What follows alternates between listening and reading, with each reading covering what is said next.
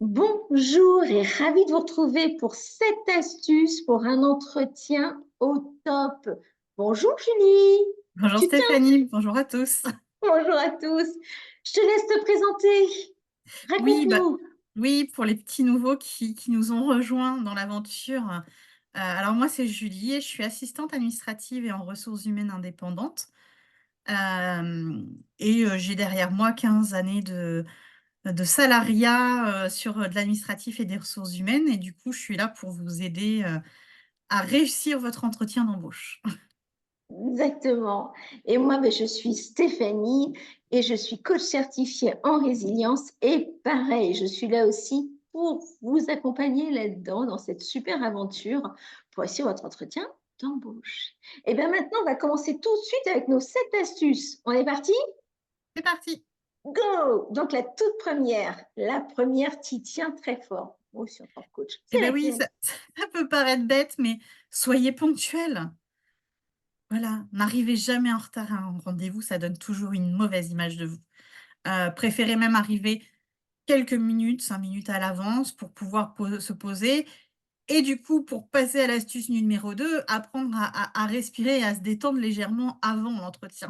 Exactement. Donc, dans la précédente vidéo, on vous a, sur les 7 astuces pour préparer son entretien, on a parlé de la respiration carrée. Mais là, on va aller un petit peu plus loin. Alors, évidemment, hein, c'est toujours mieux fait dans les règles de l'art quand vous êtes accompagné pour le réaliser avec un coach ou autre, mais la visualisation, vous retrouvez dans un endroit, à la limite, si vous avez besoin de fermer les yeux ou pas, dans un endroit où vous vous sentez en sécurité, où vous vous sentez bien, où vous savez que là, vous avez du monde. Voilà, re-rentrer dans cet univers-là, un petit cocon, et après, bonjour. Alors Ex justement, l'astuce numéro 3, Julie. Et ben, justement, quand la personne vient vous chercher, soyez souriant, heu, dites bien «bonjour» à voix haute et bien intelligible, hein, il faut qu'on vous entende, hein, parce que le petit bonjour tout chuchoté, ça, c'est pas très bon signe déjà pour commencer. Et puis surtout, alors, même si ça se fait de moins en moins avec le covid, une poignée de main ferme.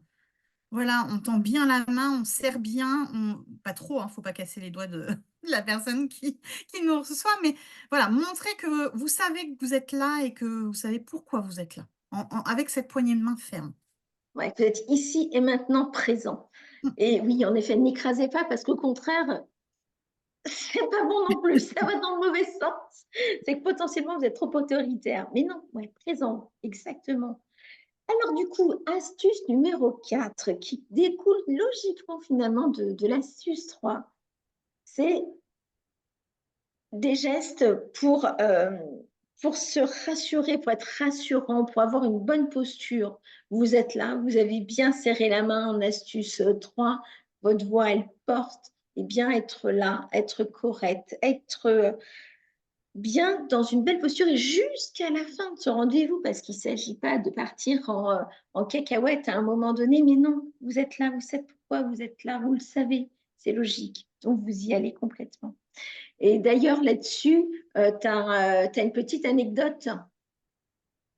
Oui, lors d'un entretien que j'ai pu faire passer, en effet, j'ai rencontré, une jeune femme qui, était très, très à l'aise, mais peut-être trop du coup, on a trouvé du coup avec, les collègues qui étaient présents que c'était un petit peu trop et que ça faisait plutôt arrogant et trop sûr d'elle. Donc faut essayer de jauger un peu entre les 2. Donc, Voilà, une soyez posture bien naturel. droite, une voix, assez forte pour qu'on vous entende. On évite les petits tortillis dans les cheveux, mais Alors, voilà. le petit stylo, le petit coup du pied, tout ça, en effet, tout ça, on vient en astuce 3, hein, c'est des communications non verbales. Et finalement, la façon dont vous avez à présenter votre message a presque plus d'importance que ce que vous dites, vraiment. Parce que si vous êtes comme ça, même si vous dites des choses intéressantes, plutôt couvert et devant, bah, ça change beaucoup les donnes. Alors, astuce 5, la cinquième astuce. Oh bah, ça on a vu, dans la vidéo précédente du coup sur la préparation à l'entretien.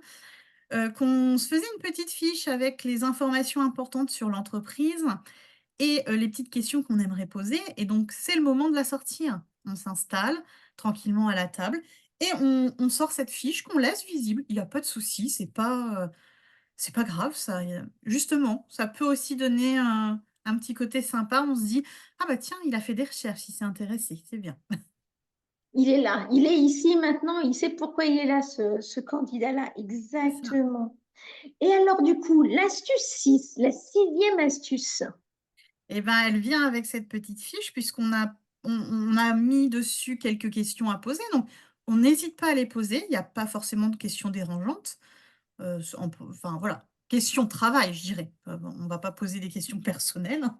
c'est pas le lieu, Mais vous verrez voilà, plus sur tard. des questions sur le poste, sur l'entreprise, il y a pas de souci, à les poser, donc n'hésitez pas et aussi de rebondir sur ce qui peut être dit lors de l'entretien. Voilà, on peut demander des précisions sur certaines, peut-être certaines tâches qui sont annoncées. Voilà, n'hésitez pas, ça montre aussi votre intérêt pour le poste et pour l'entreprise. Exactement.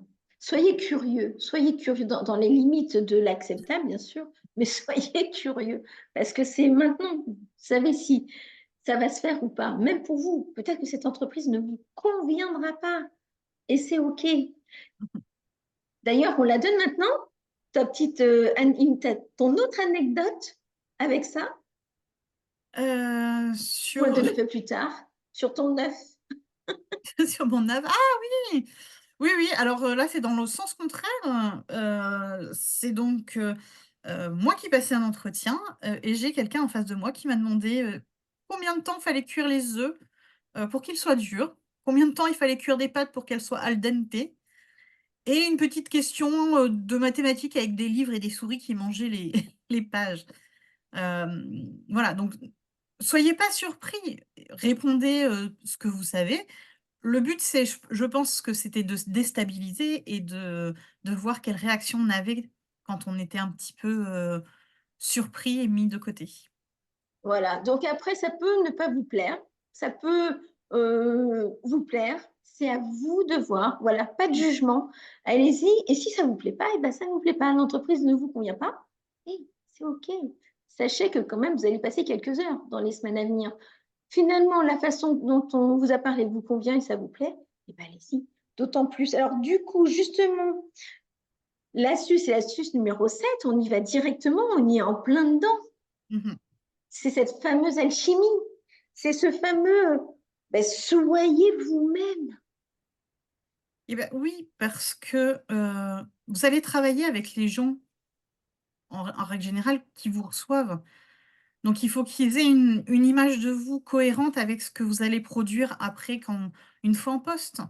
Parce que, l'entretien d'embauche, certes, c'est des compétences, c'est une rencontre et c'est aussi une alchimie.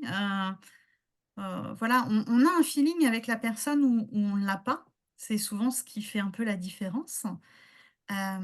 Et du coup, voilà, en étant vous-même, vous allez montrer réellement votre personnalité et eux vont voir si elle s'accorde avec l'équipe, avec, leur personnalité à eux. Hem Et il ne faut pas voilà, si la réponse est négative, ne vous remettez pas forcément toujours en question. Votre personnalité, elle est sûrement appropriée pour une autre équipe, un autre groupe, une autre entreprise. Et c'est OK. Et c'est OK. C'est ça. J'ai déjà parlé sur une vidéo précédente d'une de mes filles qui faisait une petite anecdote, qui veut faire de l'apprentissage, qui va faire de l'apprentissage, qui a finalement trouvé son entreprise d'apprentissage. C'est très simple. Elle en a visité je ne sais pas combien, pas loin d'une vingtaine. Elle a envoyé des messages à plus d'une soixantaine. Elle a eu une seule vraie réponse où elle a eu un oui. Et ça tombe très bien parce que finalement, c'est la seule entreprise avec laquelle elle sentait qu'il y avait vraiment quelque chose qui se passait et où elle avait envie d'aller découvrir, d'aller vivre cette aventure. Donc, ça se passe pas bien? Ok. Exactement, comme a dit Julie, c'est pas grave, c'est ok. Il suffit d'un beau rendez-vous, d'une belle rencontre et c'est Oui, c'est bon. ça. Tout à fait. Alors, tu avais des bonus aussi qui sont super intéressants. Eh oui. Raconte-nous, Julie. Petite astuce bonus, n'hésitez pas à recontacter la personne qui vous a reçu. Alors bien sûr, hein, je ne vous parle pas dès le lendemain de l'entretien. Souvent, pendant l'entretien, on va se dire, bah, voilà, on prendra une décision d'ici une semaine. Si au bout de la semaine, vous voyez qu'il n'y a pas eu de retour de fait, n'hésitez pas à recontacter en disant: «Bah, j'ai passé un entretien, je voudrais savoir ce qu'il en est». Voilà, ce sera jamais mal pris. Attention. Alors, bien sûr, si vous êtes assistant et que vous faites ça, tous les jours, à Ça 9 heures le s'appelle matin, du harcèlement. voilà, donc faut pas confondre, mais voilà, se recontacter, c'est aussi, une preuve de motivation. Et le Voilà, deuxi dans la semaine. Voilà, et le J'allais dire. 2e petit bonus, c'est, lorsque vous avez une réponse négative, alors, c'est jamais évident, hein, on n'aime pas, avoir ce genre de réponse, mais ça arrive. N'hésitez pas à demander un petit retour sur, l'entretien que vous avez eu. Hem, Souvent les recruteurs, voilà, même s'ils vous répondent pas à la minute, ils prendront toujours un petit temps pour vous faire un retour et ça reste toujours intéressant pour pouvoir préparer les prochains entretiens. Vous saurez peut-être qu'il y a un mouvement qui a pas été bien perçu, vous vous êtes présenté de façon pas forcément cohérente, voilà, et comme ça vous permettra de préparer les autres entretiens, de la meilleure des façons, Voilà, et croyez en vous. Eh surtout. bien, voilà tout ce qu'on voulait vous dire. Évidemment, il y en a plein d'autres, des astuces. Mais déjà, si vous avez cette belle base-là, eh ben, c'est déjà pas mal. Alors, on vous propose, hein, n'hésitez pas, contactez-nous. On est là pour vous répondre à vos interrogations. Ce n'est pas forcément toujours un moment simple, mais c'est un moment où vous pouvez vous dépasser. Osez, osez, osez, osez. Autorisez-vous. Eh bien, on va vous dire à la semaine prochaine. Qu'est-ce que tu en penses, Julie? Et ben, à la semaine prochaine. Salut! Salut.